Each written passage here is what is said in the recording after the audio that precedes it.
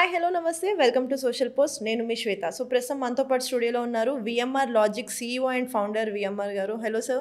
Hi ma'am. ఎలా ఉన్నారు? Fine ma'am. So arithmetic and reasoning దగ్గరకు వచ్చేసరికి కొంచెం కన్ఫ్యూజ్ అవుతూ ఉంటారు కదా చాలా మంది. వీళ్ళకి ఎలా ట్రైనింగ్ ఇస్తారు, అంటే ఈజీ ట్రిక్స్ ఎలా నేర్పిస్తూ ఉంటారు? మ్యామ్ జనరల్గా జాబ్ డిసైడింగ్ ఫ్యాక్టర్ ఏంటంటే ఎస్ఏ పోస్ట్ చూసుకుంటే అర్థమెటికే.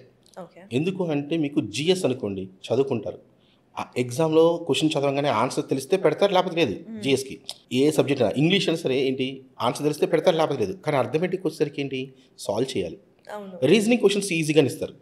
ఓన్లీ ఇంకా డిసైడింగ్ ఫ్యాక్టర్ ఏంటంటే జాబ్ రావాలంటే అర్థమెటిక్. ఈ అర్థమెటిక్ ఏంటంటే మ్యాథమెటిక్స్లో చేస్తారు అందరూ. ఒక చిన్న ఎగ్జాంపుల్ చెప్తాను మీకు. ఫర్ ఎగ్జాంపుల్ ఒక బుక్ ఒక పెన్ను కలిపి ఎంత అంటే 110 రూపీస్ మేడం.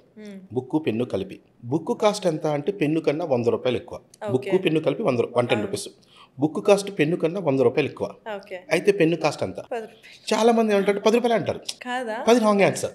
ఓకే, నేనేం చెప్పాను, బుక్ పెన్ను కలిపి 110 అని చెప్పాను. బుక్ కాస్ట్ పెన్ను కన్నా 100 రూపాయలు ఎక్కువ అన్నాను. సో పెన్ను కాస్ట్ ఎంత అంటే ఎగ్జామ్లో కూడా అందరూ బయట 10 రూపాయలు పెట్టేసి బయటకు వచ్చామంటే గ్రౌండ్లో హే పేపర్ చాలా ఈజీ ఉంది, 10 రూపాయల ఆన్సర్ చాలా ఈజీ అనుకుంటాడు. కానీ మళ్ళీ బయటకు వచ్చిన తర్వాత జాబ్ రాపేసరికి ఏదో జరిగింది, ఎగ్జామ్స్ సరిగ్గా చేయలేదు, వాళ్ళు మొత్తం అమ్మేసుకున్నారు అంటారు.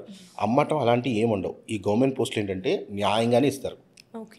రిటన్ టెస్ట్లో పాస్ అవ్వాల్సిందే. ఓకే, సో ఇక్కడ ఆన్సర్ ఏంటంటే 105, 5. 105 rupee book cost, pen cost 5 rupee. జనరల్గా చూడండి 105, 5 తీసుకున్నాం అనుకోండి, అప్పుడు బుక్ ఎంత ఎక్కువ ఉంది, ఇది 5 రూపీ, 105 ఎంత ఎక్కువ ఉంది, బుక్ పెన్ కన్నా 100 రూపాయలు ఎక్కువ ఉంది. మీరేం చెప్పారు, 10 రూపీ ఏం చెప్పారు అనుకోండి. ఫర్ ఎగ్జాంపుల్ 10 అంటే ఇది 100 రూపాయలు, 10 రూపీస్ అవ్వాలి. బుక్ 100, పెన్ను 10 రూపాయలు అనుకోండి, అప్పుడు బుక్ ఎంత ఎక్కువ ఉంది, పెన్ను కన్నా 90 రూపీసే ఎక్కువ ఉంది. అంటే మీరు చెప్పింది రాంగ్ ఆన్సర్. నేను 100 రూపీస్ ఎక్కువ ఉండని చెప్పాను కదా. 100, 10 తీసుకుంటే 90 ఎక్కువ ఉంది ఇక్కడ. కానీ 105, 5 తీసుకున్నాం అనుకోండి, అప్పుడు ఏమైంది 100 ఎక్కువ ఉంటుంది. అయితే ఏంటంటే ఇది లాజికల్గా ఎలా చేయాలి అంటే ఒక ఈక్వేషన్ లాగా చూపించడం ఒక పద్ధతి, ఇంకోటి ఆప్షన్స్తో సాల్వ్ చేయడం. ఇప్పుడు నేను ఆప్షన్స్తో చూపించాను మీకు ఆన్సర్. అది ఓకే. సో ఇట్లా ఏంటంటే ప్రతి క్వశ్చన్ ఎలా ఉంటాయంటే లాజికల్గా ఉంటాయి మాయి. సో లాజికల్గా ఆన్సర్ చేస్తాం. ఓకే. సో మీరు ఓన్లీ ఇది ట్రైనింగ్ ఇవ్వడమేనా, ఇంటర్వ్యూస్ ఎట్లా వాళ్ళు ఫేస్ చేయాలి అవన్నీ కూడా చెప్తారా? నో ఇంటర్వ్యూ ఇక్కడ యాక్చువల్గా రిటన్ టెస్ట్ ఇక్కడ గవర్నమెంట్ కాంపిటేటివ్ ఎగ్జామ్స్కి మనకి ఇంటర్వ్యూస్ ఉండవు, బ్యాంకింగ్లో ఉంటాయి. బట్ ఎస్ఐ కానిస్టేబుల్కి కానీ, ఎస్ఎస్సి CGL CHSలకు కానీ, RRB NTPCకి కానీ ఇంటర్వ్యూస్ ఉండవు. లక్కీ ఏంటంటే ఇంటర్వ్యూస్ ఉన్నాయి అనుకోండి, అక్కడ ఛాన్స్ ఉంటుంది ఏంటి, ఏదైనా బ్రైబ్ చేయడం ఏదైనా ఛాన్స్ ఉంటుంది. ఎగ్జామ్స్కి ఎటువంటి ఇంటర్వ్యూస్ ఉండవు. డైరెక్ట్గా రిటన్ టెస్ట్ రాస్తావు, మళ్ళీ ఇంకో రిటన్ టెస్ట్ రాస్తావు. ఫస్ట్ ప్రిలిమ్స్ అంటాడు, నెక్స్ట్ మెయిన్స్ అంటాడు, మధ్యలో ఈవెంట్స్ ఉంటాయి. క్వాలిఫై అయ్యావా అయిపోయింది, జాబ్ వచ్చింది. ఇక్కడ ఎవరితో ఇంటర్వ్యూ అనేది ఉండదు. సో దానివల్ల ఏంటంటే ఫేర్ అంతా, ఈ ఇంటర్వ్యూ మొత్తం ఎగ్జామ్ జాబ్ అంతా ఫేర్ ప్రాసెస్ అంతా ఇది. ఓకే.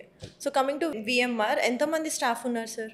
మనకి మొత్తం 18 మంది ఫ్యాకల్టీ ఉంటారు. ఓకే. ఏ బేసిస్ మీద వాళ్ళని మీరు సెలెక్ట్ చేయడం జరుగుతుంది?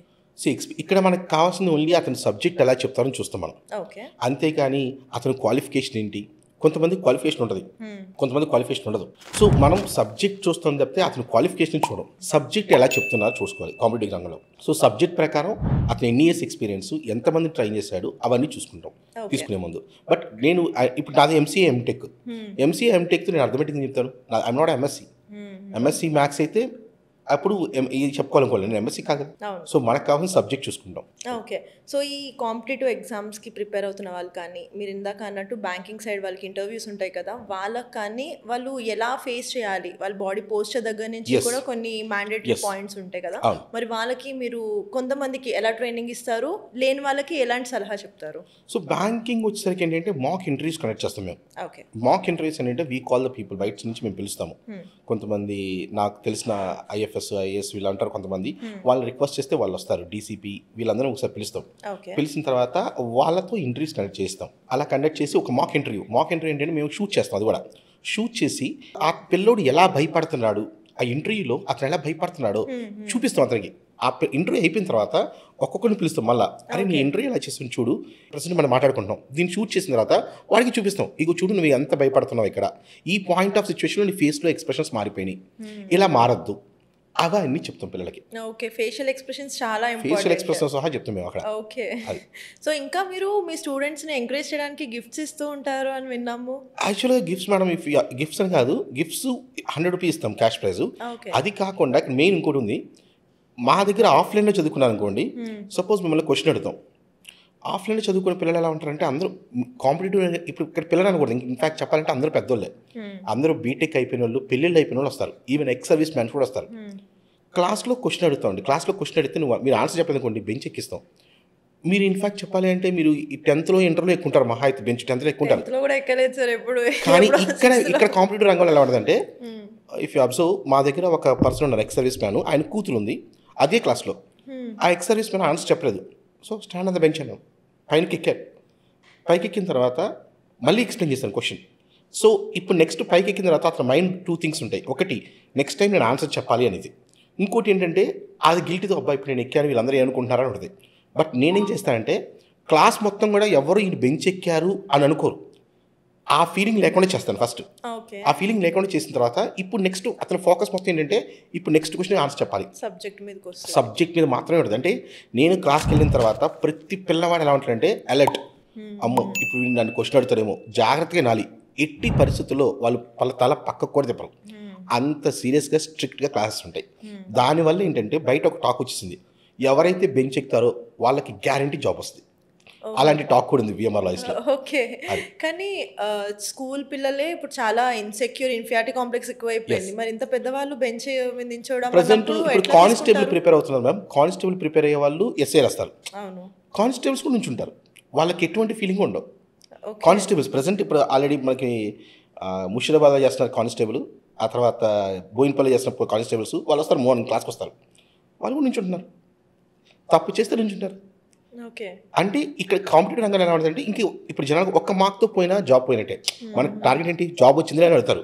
బయట కొంతమంది సార్ ఒక్క మార్క్తో పోయింది, ఎవడికి కావాలి అయ్యింది, ఒక్క మార్క్తో పోయిందా, ఎన్ని అవసరంలా, జాబ్ వచ్చిందా లేదా.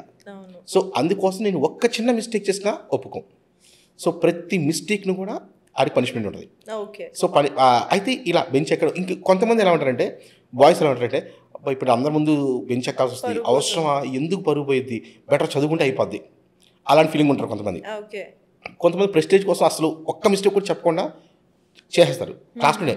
కొంతమంది ఇంకా ఇన్ఫ్యాక్ట్ మీరు నమ్మరు, కొంతమంది ఎలా ఉన్నారంటే, నాకు కొన్ని మెసేజ్ వచ్చినాయి ఒకసారి, సార్ ఎప్పుడు వాళ్ళనే లేపుతారా, నేను కూడా నా క్లాస్లో నన్ను కూడా లేపండి, ఇలాంటి మెసేజ్ కూడా నాకు వచ్చింది. చివరికి నేను కూడా ఫీజు కట్టాను, నన్ను కూడా లేపండి, మరి వాళ్ళే కనబడుతున్నారు, మీకు వాళ్ళే అడుగుతున్నారు క్వశ్చన్స్, నన్ను కూడా అడగండి అనేసి అలాంటి వాళ్ళు కూడా ఉన్నారు.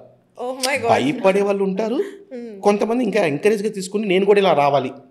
సో అలా ఎవరైతే నుంచుంటారో వాళ్ళందరూ ఇమీడియట్గా అందరూ క్లాస్లో అలర్ట్ అయిపోయి అతను ఫేమస్ అయిపోతాడు. ఓకే ఈ స్టూడెంట్ వాళ్ళు నుంచున్నాడు, అలా ఫేమస్ అయిపోతాడు. దాంతో ఏంటంటే ఇంకోసారి అటు నుంచోకుండా ఆన్సర్స్ చెప్పడానికి ట్రై చేస్తారు. సో ఆన్సర్ అలా వచ్చేస్తాయి, ఆటోమేటిక్గా వస్తాయి. నేను ఇంకా ఇట్లా మీరు పనిష్ చేయడం వల్ల వాళ్ళు సైకలాజికల్గా డిస్టర్బ్ అవుతారా నెక్స్ట్ అడుగుదాం అనుకున్నా, మీరు వాళ్ళని ఎట్లా ఏం నన్ను నించోపెట్టట్లేదు అని తిరిగి అడుగుతున్నారు అంటే అసలు ఎక్కడ చూడలేదు సార్ ఈ ప్రాసెస్, ఏ అకాడమీలోనూ లేదు, చాలా యూనిక్ గా ఉంది ఇది. ఎగ్జాంపుల్ చెప్తాను. ఇప్పుడు ఇంకొక అకాడమీలో ఒక ఫ్యాకల్టీ ఏం చేస్తారంటే, ఇదే చూసి నాది చూసి వాళ్ళు ఏం చేస్తారంటే నుంచో, వాళ్ళు కూడా ఏ క్లాస్కి లేట్గా వచ్చారు, ఎందుకు వచ్చి లేట్గా అక్కడ నుంచో అన్నాడు. ఆ పిల్లోడు ఏం చెప్పారంటే, ఎందుకు నుంచి ఉంటాను, ఫీజు కట్టాను వచ్చి కూర్చుంటా అన్నాడు. ఎందుకు ఫీజు కట్టాను వచ్చి కూర్చుంటా అంటే, అలా కూర్చోడం లేదు నుంచోవాల్సిందే అన్నాడు. జస్ట్ మామూలుగా బెంచ్ మీద కాదు, మామూలుగా నుంచోవాల్సిందే అన్నారు. పిల్లోడు ఫ్యాకల్టీ అక్కడే కుట్టుకున్నారు.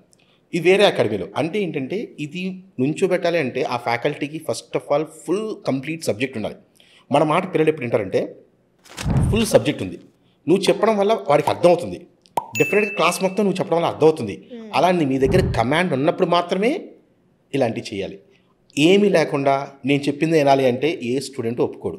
స్టూడెంట్ ఎప్పుడు ఒప్పుకుంటాడంటే ఏం చేసినా సరే మన దగ్గర ఫుల్ సబ్జెక్ట్ ఉండి మనం చెప్పింది గ్యారంటీ ఎగ్జామ్లో దిగుతూ సక్సెస్ రేట్ కూడా అంతే ఉంటే ఏం చేసినా యాక్సెప్ట్ చేస్తారు పిల్లలు. సూపర్. అది